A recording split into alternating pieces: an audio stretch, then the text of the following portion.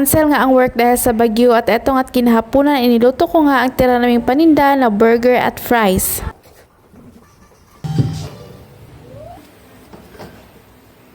Magdamag nga ang ulan dito sa amin nung bagyong Upong, kaya nung kinaumagahan nga ay wala kaming pasok. At sa 6 years ko na working as a private employee ay ngayon lang talaga ako nakaranas na walang pasok dahil sa bagyo. Para naninibago ang aking katawan kasi nga sa previous na work ko ay umulan bumagyo, gumuho man ang mundo ay naku may pasok pa din. It's up to you kung papasok ka or hindi. Tapos akong naligo kanina bago nag-declare na walang pasok tapos ayan natulog ulit. Pagising ay pinabili ko na nga lang din ang jusawa nitong pandesal. At para isang labas na nga lang, ay bumili na nga lang din siya ng uulamin namin. Meron pa naman kaming tirang pritong isda kagabi pero gusto ko nga magsabaw ngayong araw. Kaya pinabili ko na nga lang din ng jusawa para pansahog sa tinolang manok. Eto nga at habang nagkape kami ay may pusa na namang panay, hingi ng hingi. Tapos ayan nung binigyan ng tinapay ay hindi naman kakain. Kapag ganitong panahon nga ay sobrang nakakatamad kumilos kaya sabi ko sa jusawa ay mamaya ko na nga lang yun lulutuin. Tutulog na nga ang jusawa dyan kasi nga nung oras na nga din siya nakauwi galing biyahe. Di pa nga siya makakatulog at nagpapantaw pa ngayon siya dyan kaya tamang kwentuhan muna. Minsan na naman magka-time ng ganito kaya ayan susulitin. Char. Fast forward kinahaponan nga pagising namin ay naisipin ko ang lutuin itong burger. Almost a month na nga ako hindi nagtitinda kaya magwa 1 month na nga din ito siya sa ref. Ito nga ang best way para hindi amagin ang iyong tinapay. Gaya mo nga lang yan sa ref tapos kapag gusto mong kumain ay initin mo nga lang yan. Habang ginagawa ko nga ito ay parang namimiss ko ang aking pagtitinda serye. Hindi ko nga alam kung saan at kung kailan ko siya pwedeng maisingit. Gustuhin man namin isingit pero parang tatagos na kami sa pader kung itutuloy namin yan. Grabing pagod yan na akala mo naman ay isang dosen ng anak isa lang naman. Almost amat nga kaming hindi nagtitinda pero meron pa ding nag-BPM kung ano ang available ko ngayon. Pero sana soon kung maisingit man namin to ay sana mag-order pa din kayo. Hala! At na-miss ko na nga ding magbisi-bisihan sa aking pagtitinda tuwing hapon. Sobrang sarap ata ng tulog niya kaya yan pagkagising ay nahingi ng kiss. Hala! Kaya yan sa lamig pa naman ng panahon kaya yan papainitin natin. Hala! Kitang-kita ng anak namin yan kaya abay syempre hindi yan magpapatalo. Ewan ko lang kung hindi ba talaga siya magpapatalo or way nila talaga yan para makakuha din ng prize namin. Nakulangan nga ako sa tubig dito sa aking kape at dahil nga meron pang tirang mainit na tubig dito sa ininit ko kanina kaya ayan dinagdagan ko na nga lang. Medyo nakarelax-relax nga at medyo nakakabawi din kami sa aming tulog ngayong araw kaya ang ganda ng gising namin. Kaya mapapaisip ko na lang talaga na sana ganito everyday tapos meron pa din kita. Hala! Walang ganyan be. Grabe namang pangarap yan. Imposibleng matupad. Grabe yung manok nga na pinabili ko kaninang umaga ay hindi pa nga din naluto. Grabe hindi nga kami nakakain ng lunch kanina at kinahaponan nga yung burger nga lang yung nakain namin. Tapos hanggang ngayon ay meron pa ding pritong isda kaya yan sabi ko hindi na nga lang din ako magluluto. Nalaba nga sana ako pero nakita ko nga itong ref na wala na ngang laman pero ang dami pang dumi kaya sabi ko itong at linisan ko na nga lang. Tapon kasi ang coke na nilagay ng jusawa tapos wala din naman kung ibang gagawin kaya itong at linisan ko na nga lang.